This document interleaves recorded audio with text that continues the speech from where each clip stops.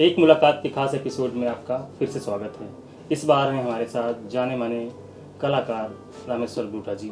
आइए बातचीत करते हैं। सर स्वागत है आपका हमसे। Thank you. मेरा पहला सवाल, इंसान के जीवन में कलाओं का क्या योगदान है? शुरुआत कैसे हुई? पहली बार कब आपने हाथों में पेंसिल उठाई? हाँ, जहाँ तक मुझे याद है कि अभी शायद मैं 5 साल का था जब मैं पहली बार स्कूल गया, एडमिशन हुई और मैंने देखा कि उस वक्त टीचर अभी टाइम पर आए नहीं, पहुँचे नहीं होंगे।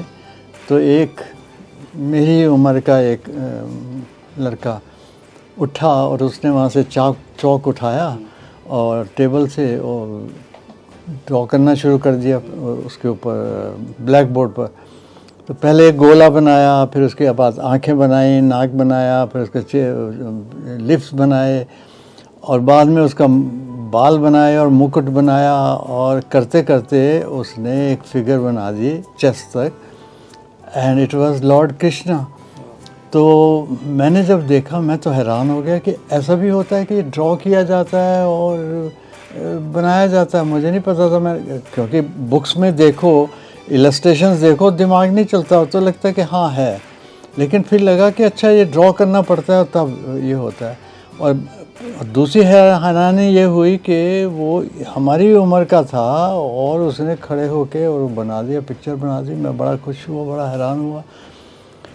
और उसके बाद जब छुट्टी हुई, घंटी बजी और मैं घर भागा और घर जाके देखा, चारदीवारी देखी घर की, तो लगा कि मैं भी कुछ बनाऊं। तो मैं सीधा ही गया, बस्ता उतारा और एक तस्तरी ली और गोला तो बनाना नहीं आता था, कभी ड्रॉ किया ही नहीं था। तो मैंने वो रखी, गोला बनाया, उसके बाद आंखें बनाई, नाक बनाया, ये बनाया, बाल बनाए और मुकुट बनाया और सब कुछ बना के हार वार बना के मैंने कहा ये तो कृष्ण मैंने भी बना दिया। तो बहुत ही थ्रिल हुआ, मैंने कहा ये मैं भी बना सकता हूँ। तो मैंने एक ही नहीं बनाया, वो सारी दीवारें मैंने भर दी उसके ऊपर बना के। तो बहुत खुशी हुई। बस उसके बाद मेरी जर्नी शुरू हो गई। फिर तो ये था कि जहाँ दीवार देखूं कुछ लिख दिया या कोई चेहरा बना दिया, कहीं कुछ बना दिया और दीवारें गंदी करनी शुरू, डांट पड़ती थी ये क्या कर दिया मैंने। और शुरुआत आपकी जब आगे बढ़ने लगी तो पता चला कि मानव जो अस्तित्व है, जो मानव की कलाकृति आप बनाते हैं वो दुनिया में बेस्ट हैं। उस संदर्भ में कुछ कहना चाहेंगे? शुरुआत तो ह्यूमन फिगर से ही हुई और उसके बाद ही मैंने देखा कि मेरे बड़े भाई दोनों थे, वो बहुत अच्छा ड्राइंग करते थे और मैं देखा करता था कि वो किसी की सूरत को देख के या अपना ही पोर्ट्रेट देख के बिल्कुल एग्जैक्टली वो बनाते थे उसमें। और दूसरा था वो इमेजिनेशन से जो मर्ज़ी बना दे। मैं तो बड़ा हैरान था कि कितने। तो उस शुरुआत मेरी ये हुई कि मैं उन्हीं को देखता था और फिर खुद भी बनाने लगा। लेकिन खुद बनाता था मुझे नहीं आता था। कभी मैंने किसी कंपटीशन में अप्लाई करना, भेजना था कोई, तो मैं भाई से कहता तो मुझे सीनरी बना दो और मैं भेज दूँ। लेकिन पता नहीं कैसे मैं उनको देखते देखते सीख गया। तो मैं कई बार सोचता हूँ अभी भी कि कहीं वो लोग आर्टिस्ट बने होते मेरे भाई, तो पता नहीं कहाँ के कहाँ पहुँचे होते। उनकी तो ड्राइंग ही बहुत अच्छी थी, इमेजिनेशन बड़ा था और मैं तो मूर्ख था एकदम, मुझे नहीं कुछ आता था। तो लेकिन उनको देखते देखते मैंने भी करना शुरू कर दिया और करते करते इतना शौक़ हो गया कि स्कूल में जाता और होमवर्क मिलता और घर में आके होमवर्क की जगह मैं अपने पेपर्स के ऊपर या कॉपीज़ के ऊपर वही बनाता रहता। स्लेट और पेंसिल लिया और मैं कुछ ना कुछ बनाता रहता था ताकि मिटा दो और फिर बना लो और कोई देखे नहीं, वो सोचे कि मैं होमवर्क कर रहा हूँ, लेकिन एक्चुअली तो मैं ड्राइंग करता था। एंड इवन 10th तक भी पहुँचते 8th तक या 10th तक भी पहुँचते हुए मैं यही कुछ करता था। और एग्ज़ाम आ जाते थे तो मदर मेरी या भाई पूछते थे कि तुम पढ़ रहे हो कि नहीं? मैं हाँ बिल्कुल पढ़ रहा हूँ, मुझे लेकिन डिस्टर्बेंस हो रही है, मुझे शोर हो रहा है, मुझे दरवाज़ा बंद कर दो ताकि मैं अंदर पढ़ सकूँ। तो दरवाजे के अंदर चला गया और उधर से एग्ज़ाम है और लेकिन मैं तो अंदर जाके तो और फ्रीडम मिल गई, मैं अपनी पिक्चर्स बनाता था। तो इस तरह से करते करते पढ़ाई तो पीछे रह गई और मेरी ड्राइंग शुरू हो गई। तो यहाँ तक कि फिर इवन 12th तक भी मैं बैक बेंचर बन गया धीरे धीरे। और बैक बेंचर इसलिए बन गया कि मैं दूर से देख के अपने टीचर की कार्टून बना सकता था, उनको देख के उनकी तस्वीर बनाता या लोगों को बैठे हुए देखता बनाता। मैं तो यही करता था। और वो जो लेक्चर देते और समझाते थे उस पर तो ध्यान ही नहीं होता था मेरा। तो अभी तक भी मुझे कई फ्रेंड्स पुराने मिलते हैं तो वो मुझे बताते हैं कि तुम तो पीछे बैग में जाके उनके कार्टून्स बनाया करते थे, जो कि मैं भूला हुआ। तो इसलिए जब भी एग्ज़ाम में पास तो मैं हो जाता था, लेकिन वो ऐसे मार्क्स नहीं आते जैसे मेरे ब्रदर्स के थे। वो तो बहुत ही टॉप क्लास में जाते थे। तो मुझे बड़ा अफसोस हुआ जब 12th में गया तो मेरे मार्क्स तो उतने नहीं थे। तो मैंने कहा कि अब मैंने बस पेंटिंग करनी ही नहीं है, मैं सिर्फ पढ़ाई करूँगा। मैंने ब्रदर्स को बोल दिया कि अब मैं सिर्फ पढ़ाई करूँगा। फिर मेरे ब्रदर्स ने बोला, दोनों ही थे, एक से ने पहले उन्होंने राय दी, फिर दूसरे ने भी राय दी कि भाई तुम पेंटिंग इतनी अच्छी करते हो, इतना दिमाग तुम्हारा उसमें लगा रहता है, तो तुम पेंटिंग का कोर्स क्यों नहीं ज्वाइन करते। तो मुझे नहीं पता था तब कि पेंटिंग का कोई कोर्स भी होता होगा। सोचते थे कि अपने आप ही करते करते सीख जाते। लेकिन मेरा दिमाग शुरू से ही, मैं पेंटिंग ज़रूर अपना दिल बहलाव के लिए करता था, लेकिन मेरा दिमाग था आर्मी में जाने का या पुलिस में जाने का। और आर्मी में जाऊं ताकि देश के लिए कुछ करूं, और पुलिस में जाऊं तो मैं भ्रष्टाचार वगैरह को दूर करूं और ऑनेस्टी फैलाऊं और ये वो। तो मिलिट्री में जाने के लिए मैंने एग्ज़ाम दिया, पास हो गया। लेकिन जब इंटरव्यू में गया, वो 4 दिन की इंटरव्यू होती है बहुत, तो मैं तो बहुत ही पतला दुबला एकदम, और कहाँ, और वहाँ तो रेसर्स और बहुत तगड़े तगड़े ट्रेंड लोग आते थे। तो मैं तो वहाँ रिजेक्ट हो गया। बड़े पोलाइटली उन्होंने कहा कि अगेन अगले साल आप कोशिश करिए, कोई बात नहीं, फिर से हो जाएंगे। लेकिन फिर मैं पुलिस के लिए सोचता था। पुलिस के लिए मैंने कोई मेरी क्वालिफ़िकेशन साइंस वगैरह की नहीं थी, तो वो भी नहीं अप्लाई कर सकता। तो फिर ब्रदर्स ने जब कहा कि तुम आर्ट कॉलेज क्यों नहीं ज्वाइन करते, तो मैंने फिर वो किया, टेस्ट दिया और पास हो गया और शुरुआत हो गई। और यहाँ तक कि जब तक मैं हर क्लास में मैं तकरीबन मैं सोचता हूँ टॉप करता रहा और मुझे स्कॉलरशिप्स मिलती रहीं। यहाँ तक कि फोर्थ ईयर में भी आके मुझे याद है मैं अपने टीचर के सामने रोया था कि काश मुझे अभी भी पुलिस की या मिलिट्री की जॉब मिल जाए तो मैं वो करूँ। ये पेंटिंग तो मेरा शौक़ है, ये तो अलग से।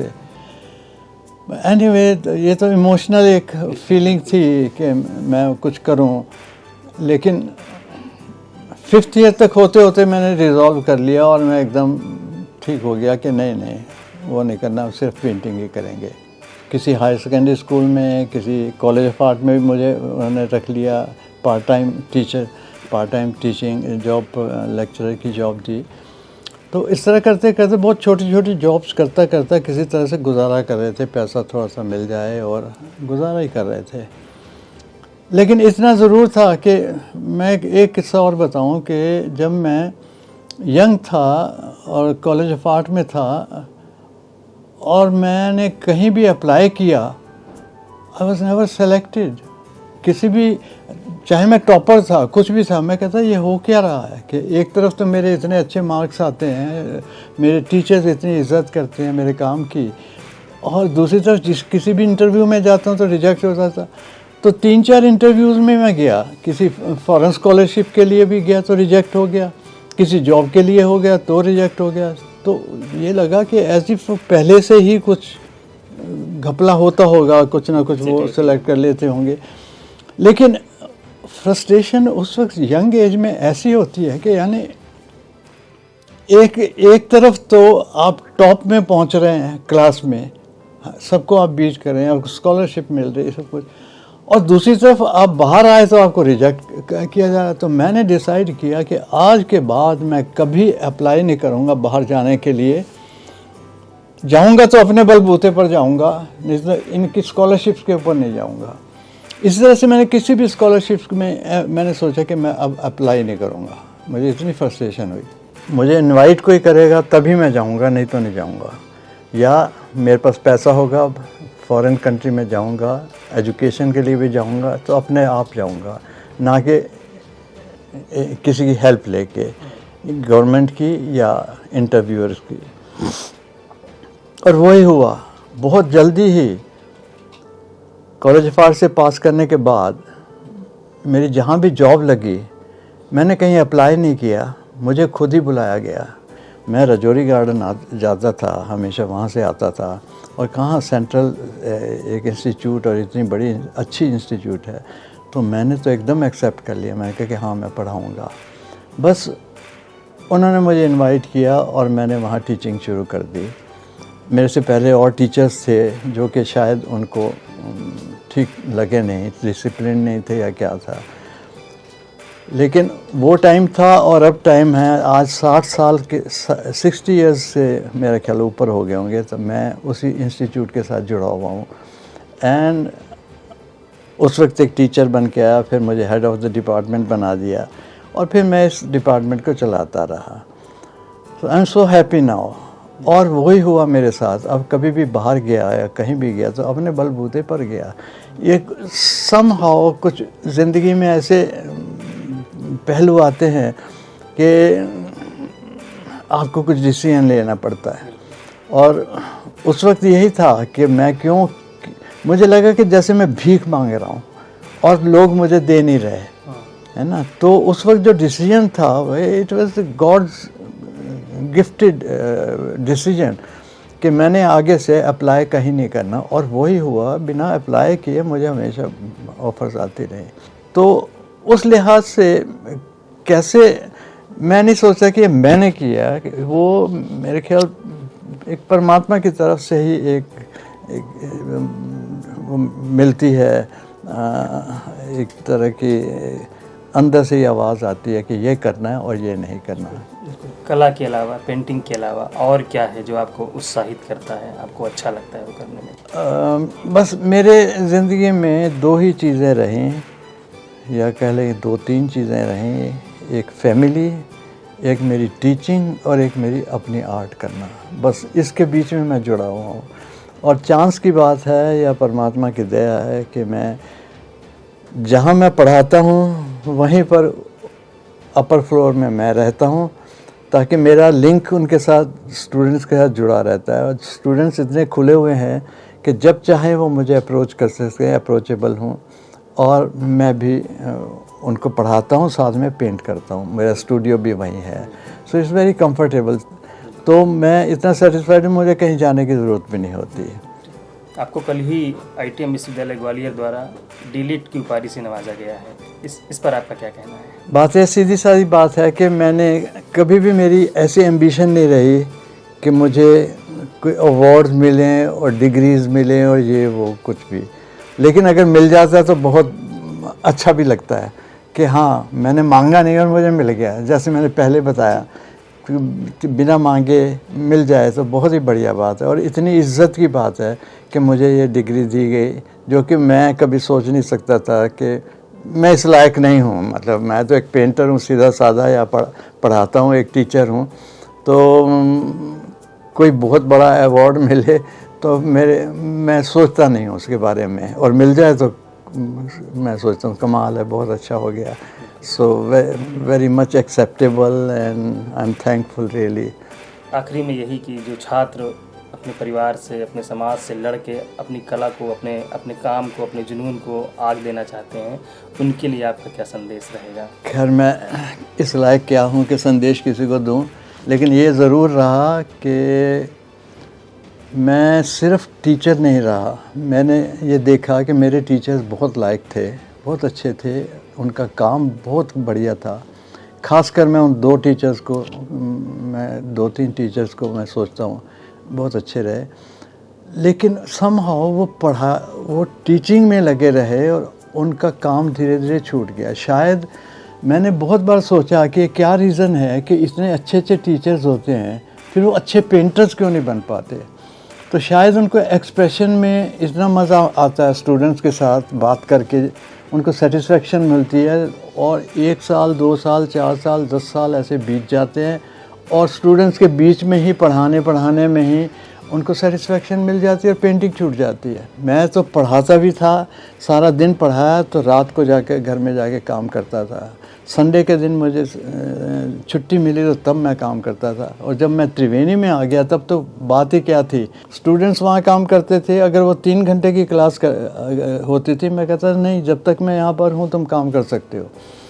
तो वो लोग सारा दिन काम करते थे, शाम को चले जाते थे, फिर शाम की क्लास होती थी तब मैं उनको पढ़ाता था। जैसे ही टाइम मिलता मुझे, मैं अपने स्टूडियो में अंदर जाके अपना काम करता था। तो पेंटिंग और टीचिंग मेरी इतनी साथ साथ रही कि मुझे कभी भी ऐसा नहीं लगा और मैं कभी खाली भी नहीं रहा, और ऐसा भी नहीं लगा कि मैं टीचिंग में बड़ा सेटिस्फाइड और बहुत हैप्पी हूँ। अभी तक भी टीच कर रहा हूँ, स्टूडेंट्स मुझे कभी भी अप्रोच कर सकते हैं। और टीच करने के बाद एक राउंड लगाया और मेरे पास स्टूडियो में अपने काम में लग जाता हूँ। इस उम्र में भी क्या चाहेगा कि और क्या मिले, क्या मिलना चाहिए। अच्छा, और क्या कमाल की बात है कि इधर से स्टूडेंट्स हैं, इधर मेरा स्टूडियो है, ऊपर मेरा घर है। जब आपको आराम चाहिए आराम कर लें, जब आपको चाय की ज़रूरत है तो चाय नीचे आ जाए या मैं ऊपर चले जाऊँ पीने के लिए। तो फैमिली के रिलेशंस भी हैं स्टूडेंट्स के साथ। स्टूडेंट्स भी मेरे ऐसे रिलेशंस हैं जो कि कभी भी आ सकते हैं, कभी भी जा सकते हैं, कुछ भी हो सकता है। सो ये कोई ऐसी इंस्टीट्यूट नहीं है, हमारे यहाँ पर डिसिप्लिन पूरा है। कोई ऐसा नहीं है कि कोई आए या चले जाए या नहीं आए या कुछ नहीं है। डिसिप्लिन के साथ सब काम करते हैं, लेकिन जब काम पूरा हो जाए जा सकते हैं मुझे बताए बगैर भी, और जब चाहें आ भी सकते हैं। सो बड़ा ही एक फ्रेंडली एनवायरनमेंट, कमाल का एनवायरनमेंट है, जो मैं सोचता हूँ कि किसी भी इंस्टीट्यूट में ऐसा हो तो बहुत ही बढ़िया हो सकता है। सो इस तरह से मैं अपना काम करता रहता हूँ। बिल्कुल, आपने हमसे बातचीत की, इसके लिए आपका बहुत धन्यवाद। Thank you.